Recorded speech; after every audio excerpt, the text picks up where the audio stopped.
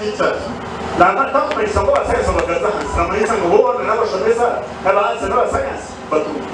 Let us increase across board and let us not have this discrimination on those who are still raising our children and educating them.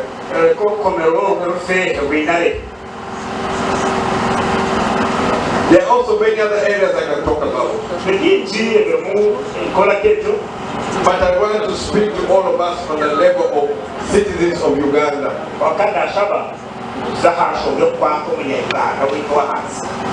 And this is very important for every citizen. When one citizen's right is being abused, do not be quiet. Yes.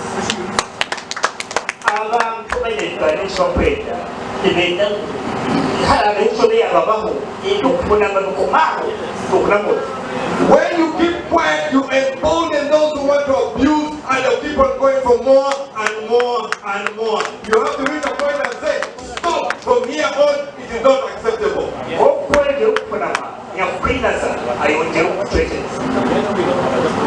This is our country. We either live together or perish together. I want all of us to live together in harmony, in peace, in unity and prosperity.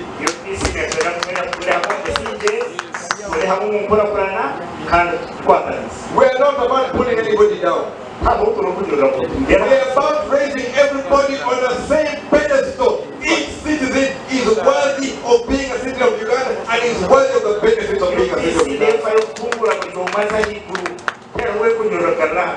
So on that one, my brothers, please count on me. I will never accept others to be intimidated, abused, or their rights taken away. No, it will not happen.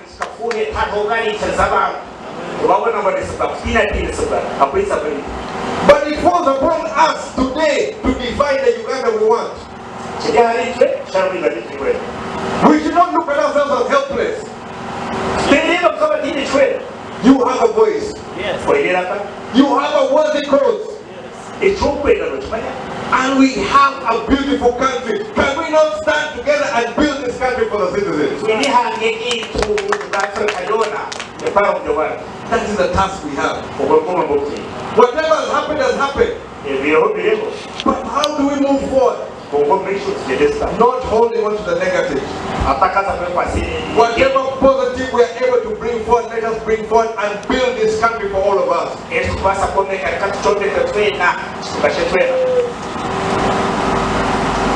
You see, at this moment, we are struggling as political parties.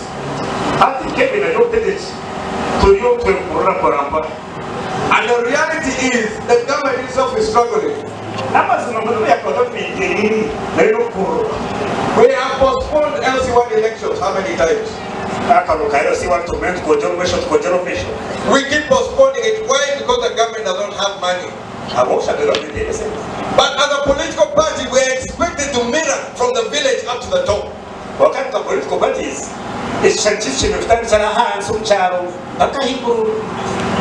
We must use every opportunity to be able to build. I'm calling upon the Congress people in this season of election, do the best you can to build what you can at this moment. Use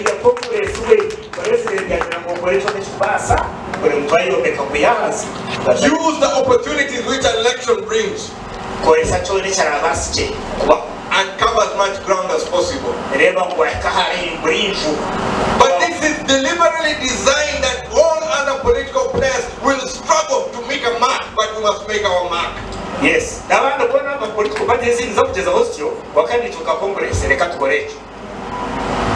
There's more in the writing which I will not read, but I can paraphrase. The late party president of UPC gave a very harsh statement against those who are corrupt.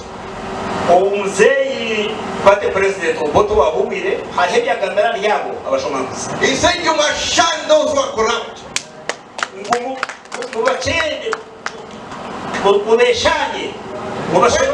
When they appear where you are, you make sure that they know that you do not accept their corruption and you give them their marching orders. The corruption.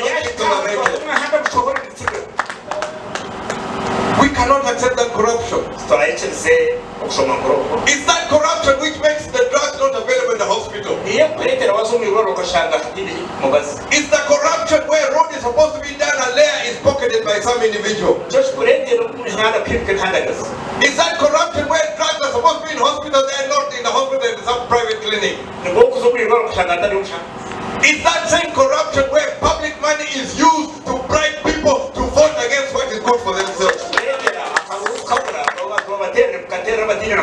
We must warn the corrupt and those who are using Uganda's public money, they must desist immediately.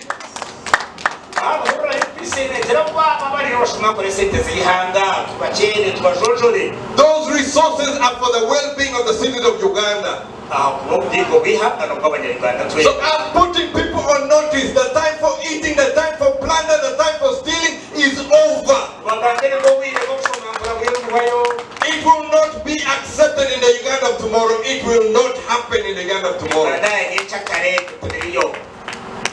So you prepare to do what you want, say what you want. We are not going to stop. And I urge the leaders, whatever happens, whether we get arrested, please keep the fire burning. We have our one opportunity to make the true liberation of Uganda. And that liberation does not come from the power of a gun. You can have all the guns you want and you still don't have freedom. You have all the guns you want and there's still no peace. Because for me, I cannot be at peace when my people are not at peace. We have misused security. We have misused it. You will find that someone in ISO knows exactly what the PFF man is doing, what he ate for supper. He knows what the fellow of Nupi is doing, who he went to visit yesterday. But he does not know that in that village there are people who have slept without eating.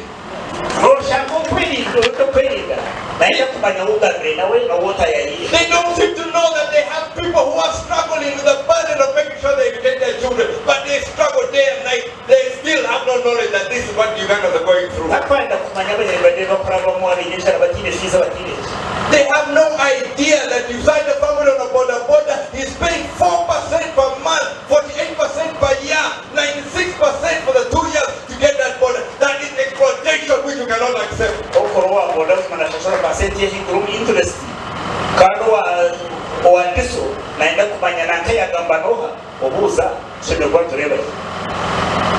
You know, I get shocked by some of the facts. In our budget, we have something like almost 10 million Uganda children who are under UPE. But let me translate UPE for you. It means that 10 million Uganda children don't have anybody who can put 20,000 shillings for them in 1 year.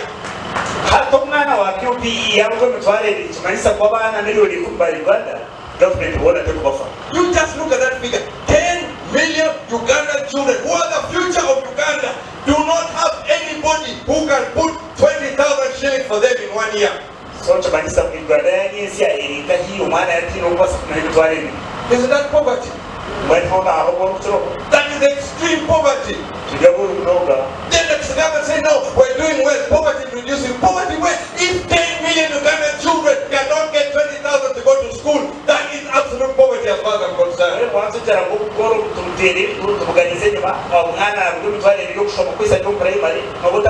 It's not acceptable. It cannot happen, it should not happen in Uganda. Let us work and make sure that the future of Uganda is secure. And how do we secure it? By investing in our children.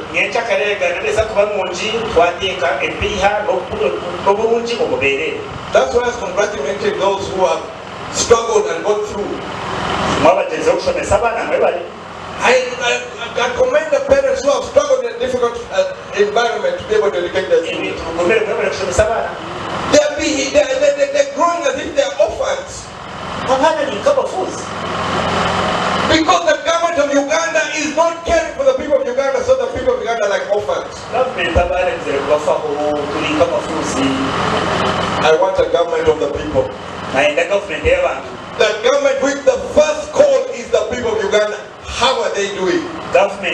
tucheme kuteka hakubanza abantu barabata. And we cannot accept anything less. 2026 is going to be a year of reckoning. UPC, we have fired the first shot. Our shots come from the mouth.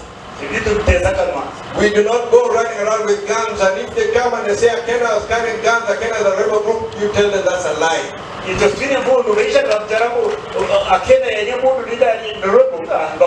I am going to fight you with policies geared to help the people of Uganda.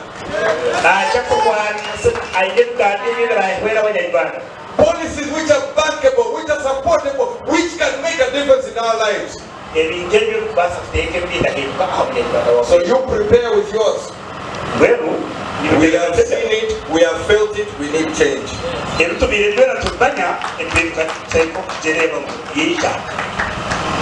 So as UPC and my leaders here, I'm declaring we're now agents of absolute realistic change for the people of Uganda. The Uganda I want is where the citizen is the one on the pedestal.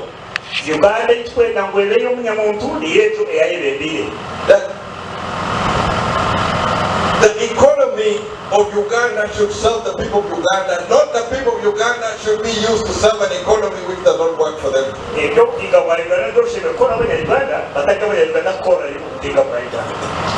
So I have drawn the line. And I thank my team from Ankole here for giving me opportunity to come back to the roots and make this statement here today.